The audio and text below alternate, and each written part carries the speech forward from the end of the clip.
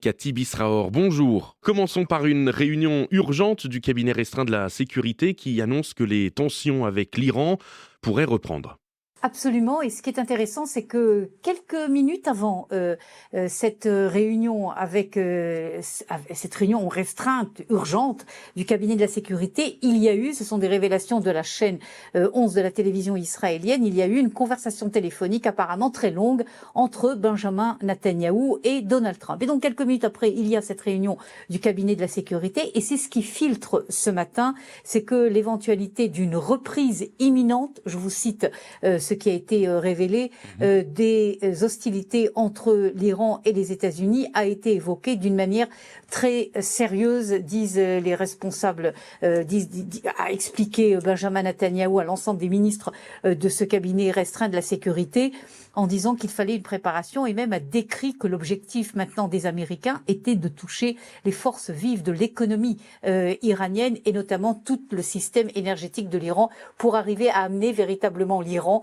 à la table des négociations d'une manière beaucoup plus sérieuse que ce qui a été fait ces dernières semaines. Autre information qui a filtré, qui est intéressante, qui a été donnée au cours de ce cabinet restreint de la sécurité, c'est qu'il y aurait actuellement une controverse très vive, des oppositions très vives au sein même de la direction iranienne, avec d'un côté l'héritier qui est grièvement blessé, mais qui apparemment a quand même un rôle et qui s'oppose, l'héritier du guide suprême, qui s'oppose à toute concession vis-à-vis des États-Unis, et d'autres forces à l'intérieur de la direction iranienne qui voudraient, oui, arriver à un accord avec les États-Unis, ne pas reprendre donc les hostilités. Ceci dit, il faut conclure ainsi, malgré ce que je viens d'expliquer, on a également ce qui a été dit au sein de la cabine de la sécurité, c'est que pour l'instant, il y a quand même énormément d'incertitudes et que oui ou non, il y aura une reprise des hostilités. Seul Trump le sait pour l'instant.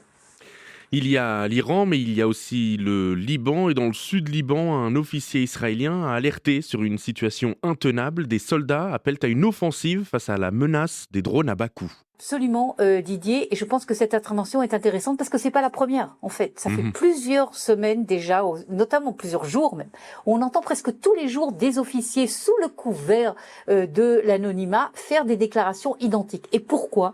Parce qu'actuellement, on se trouve dans une situation officielle de cessez-le-feu, c'est-à-dire qu'il n'y a pas d'offensive de l'armée israélienne. On sait très bien, dans les droits de la guerre, qu'est-ce qui se passe que lorsqu'il n'y a pas d'offensive et qu'il y a une armée israélienne en terrain ennemi, une armée en terrain ennemi qui ne bouge pas. C'est ce qui se passe, c'est ce que l'on voit presque tous les jours. Malheureusement, un soldat israélien tombe à cause de ces fameux drones qui coûtent entre 50 et 100 dollars ou à cause d'attaques diverses du Hezbollah qui voit évidemment où se trouvent les forces israéliennes puisque presque elles ne bougent pas et attaquent. Et donc, on entend de plus en plus au sein de l'armée israélienne et les messages, évidemment, ce message va en direction de la direction politique en disant ce n'est plus possible. Une armée qui veut gagner une guerre et qui veut protéger son pays doit avoir une opération, doit avoir une tactique, une stratégie offensive et non pas ce qui se passe actuellement, être en position défensive d'une manière permanente. Voilà le résultat sur le terrain. Est-ce que ces messages que l'on entend véritablement très clairement de la part de Tsahal seront entendus au niveau politique? Je reviens à Trump. Ça dépend pas seulement de Netanyahou, ça dépend évidemment du feu vert que recevra ou que ne recevra pas Benjamin Netanyahou du président américain. Enfin, Cathy, vous nous rapportez cette information. Les portables seront interdits dans les écoles à partir de la rentrée 2026-2027.